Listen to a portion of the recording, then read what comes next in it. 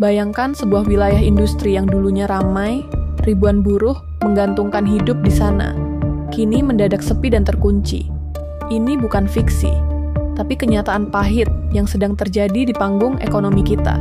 Brand raksasa dunia seperti Nike, hingga raksasa otomotif yang puluhan tahun beroperasi, perlahan mulai mengemas barang-barang mereka.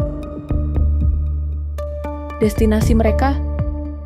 Sebuah negara tetangga yang dulu mungkin tidak terlalu diperhitungkan, namun kini menjelma menjadi magnet investasi baru di Asia Tenggara. Vietnam? Kenapa gelombang eksodus ini bisa terjadi? Apa yang dimiliki Vietnam, tapi tidak kita miliki? Dan yang paling penting, apa dampak ngerinya bagi perekonomian dan lapangan kerja kita? Mari kita bedah semuanya di video kali ini.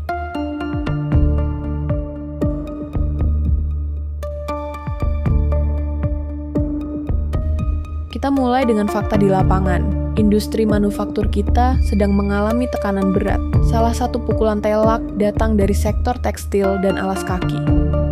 Nike, salah satu brand olahraga terbesar di dunia, secara bertahap telah memindahkan porsi produksi masif mereka ke Vietnam. Kini, Vietnam resmi menjadi produsen sepatu Nike terbesar di dunia, mengalahkan dominasi negara-negara lain. Bukan cuma sektor alas kaki, badai ini juga menghantam industri otomotif. Dua raksasa otomotif dunia yang viral belakangan ini memilih menyusun ulang strategi mereka. Ada yang menutup fasilitas perakitan lokal, ada pula yang memilih memusatkan basis produksi regional mereka ke negara tetangga seperti Thailand, dan tentu saja Vietnam. Ketika pabrik-pabrik raksasa ini tutup atau menyusut, dampaknya langsung terasa secara real. Gelombang PHK massal tak terbendung, dan kawasan industri yang dulunya hidup kini berubah jadi kota mati. Pertanyaan besarnya, kenapa harus Vietnam? Kenapa para investor global ini seperti kompak memilih negara berlogo bintang emas tersebut? Ada 3 alasan utama. 1. Kepastian hukum dan birokrasi yang satset. Vietnam sangat agresif dalam memangkas birokrasi. Bagi investor asing, waktu adalah uang. Di Vietnam, perizinan mendirikan pabrik bisa selesai dalam hitungan minggu, bukan bulan atau tahun. Ditambah lagi, regulasi mereka cenderung stabil dan tidak sering berubah di tengah jalan. 2. Karpet merah perjanjian dagang. FTA. Ini kartu as Vietnam. Mereka sangat aktif menjalin Free Trade Agreement, FTA, dengan negara-negara besar, termasuk Uni Eropa, EVFTA, dan Amerika Serikat. Artinya, barang yang diproduksi di Vietnam bisa masuk ke pasar Eropa dan Amerika dengan tarif bea masuk hampir 0%. Ini daya tarik yang sulit ditolak oleh brand seperti Nike. 3. Efisiensi biaya dan infrastruktur. Meskipun upah buruh di Vietnam perlahan naik, efisiensi kerja dan produktivitas mereka dinilai sangat tinggi. Pemerintah Vietnam juga jor-joran membangun infrastruktur, mulai dari pelabuhan laut dalam hingga jaringan listrik yang stabil di kawasan industri mereka. Lalu, apa dampaknya kalau tren ini terus dibiarkan? Dampaknya tidak main-main dan langsung menyasar ke dompet masyarakat.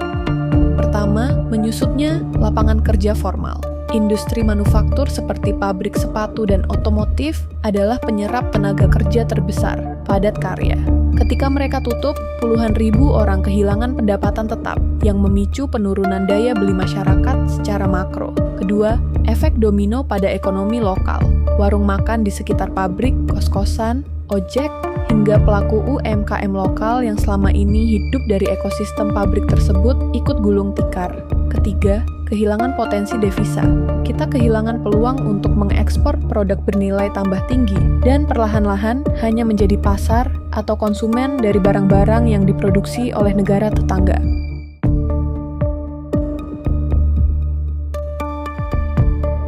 Fenomena larinya investor ke Vietnam adalah alarm keras bagi kita semua.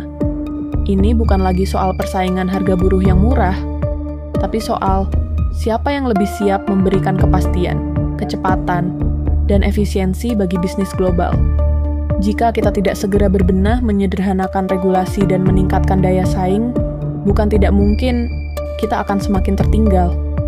Menurut kalian, apa langkah paling mendesak yang harus dilakukan pemerintah agar pabrik-pabrik besar nggak ikutan pergi lagi? Tulis pendapat kalian di kolom komentar di bawah. Jangan lupa untuk like, share video ini ke teman-teman kalian, dan pastikan sudah subscribe agar tidak ketinggalan pembahasan ekonomi menarik lainnya.